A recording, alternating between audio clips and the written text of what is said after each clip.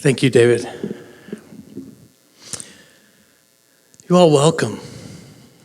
Isn't it good to gather together? Sometimes I think we just need to sit in the midst of that and bask in it. We're together. That is a deep, deep blessing. And we are thankful, Dee, for allowing us to be in this space, for having the Wilmore United Methodist Church host us.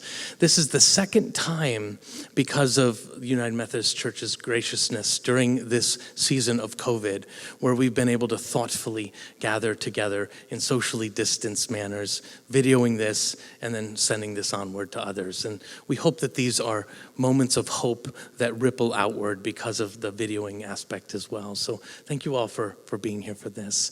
We are very excited to have Dr. Howard Snyder with us speaking tonight. Dr. Snyder is a member of our Word Made Flesh International Advisory Council. This is, we consider our advisory council in a sense a cloud of witnesses that just help breathe into our process as forest and trees kind of a sense, where our folks are walking day in and day out, 365 days a year, 24/7, doing the work. Other folks can breathe in with a broader perspective and just make sure that we're on the straight and narrow, that we're walking the best ways that we can, that we're thinking about all of the things that are really important that keep us doing the good work well. That's part of the reason we're having this time tonight, to think well about the things that we do. As I was thinking about Howard coming and speaking with us, I think it's been about a quarter of a century now that Howard has been influencing my life with his writings and with his words. Some of you here, that might have been even a little bit longer, and that's a beautiful thing, right? A long obedience in the same direction. I was thinking as I was a student at Asbury Seminary, he was influencing me. As I came back and taught at the seminary, and in Kingdom, Church, and World, for instance, his book, and I'm going to show you on Kingdom, Church, and World, was influencing for me as I came back and taught on method and theology, method, and praxis in theology. His books like on models of the kingdom and liberating the church and the radical Wesley were all meaningful for me, and in so many other ways as well. And now he's going to talk to you about one of his newer books tonight, Salvation Means Creation Healed. That will come up. And then I brought just a few of these up here, and they're on the back table. If you'd like to purchase these, you can later. This is an example of his Kingdom, Church, and World, Biblical Themes for Today book. Here's his Models of the Kingdom. And then beside my bed, on my nightstand, are Prayers for Ordinary Days. One of his more recent texts that has come out from Seedbed. It's wonderful reflections that you can quickly go through that dive you into the scripture, thinking about the ways of God in our lives and in the ways of the world. I highly recommend these books, and I won't need to recommend them after you hear Howard. He will naturally recommend them just by you being able to see and hear him. I was reading a book the other day. My daughter got it to me for Christmas, and it's a renewed copy of a book called The Selected Poems of Thomas Merton. It was reissued last year, and my daughter knows that Thomas Merton is a person who's meaningful to me. Another eminent transplanted Kentuckian like Howard Snyder, who's going to be speaking to us tonight. And my copy is kind of old. It came out originally in 1959, and it's yellowing, the pages, so I was really glad to have this very fancy covered new edition. And you know what? The words are just as meaningful this time around, and maybe even more so, because I've got a few more years under my belt. And as I was thinking about Howard and who Howard is and introducing him for this time, thinking about his faithfulness throughout the years, his love of Jesus, his care for the world and creation because of his love of Jesus. I read a poem in here by Thomas Merton, and I thought to myself, you know what? This reminds me of who Howard is and what he also cares about. It's a poem about monastics who are working. They pray 7 times a day formally, and then they're out doing their work, agricultural work in this poem, and they're also praying. And Howard has done this his entire life. He's looked for Jesus.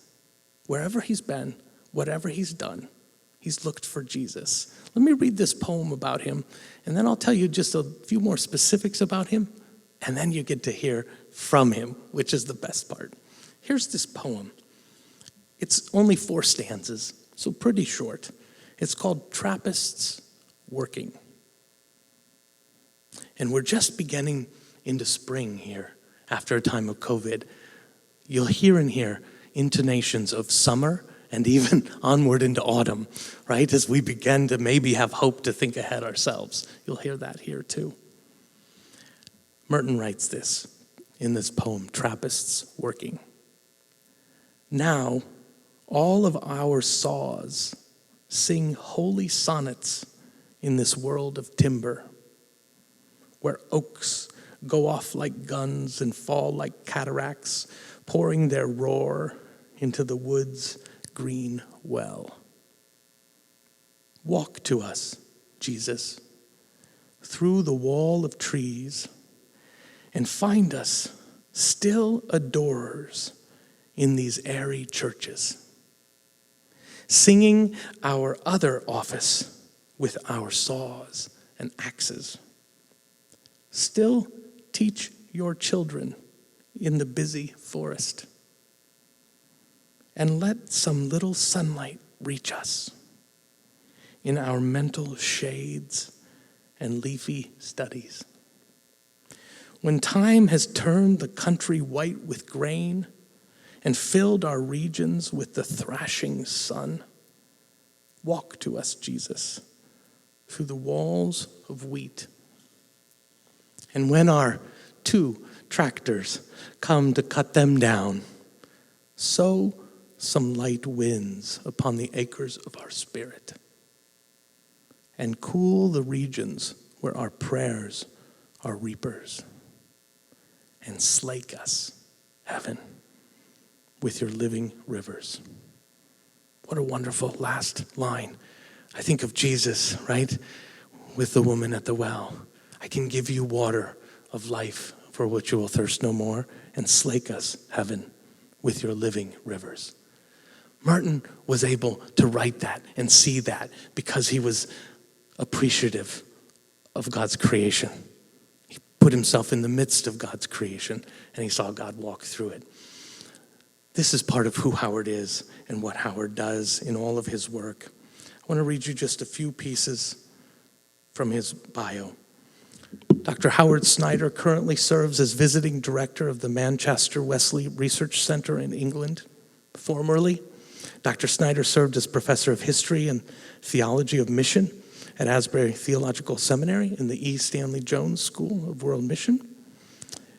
He was professor of Wesley Studies at Tyndale Seminary, Toronto, and he taught and pastored in Sao Paulo, Brazil, Detroit, Michigan, Chicago, Illinois, and Dayton, Ohio.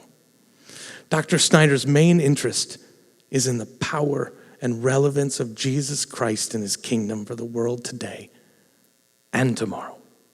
He has written on a range of topics including church history, cultural trends, globalization, worldviews, evangelism, and other cultural issues.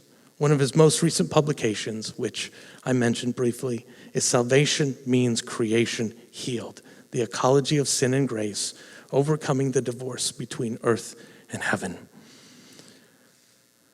Howard, we are really thankful to have you here with us tonight. We'll have a time for questions as you hear his words. Be thinking, be reflecting, think, what is this bringing up in my heart? How is this bringing new things to my mind? What might I like to inquire of Howard? There will be time for that. Howard, thank you.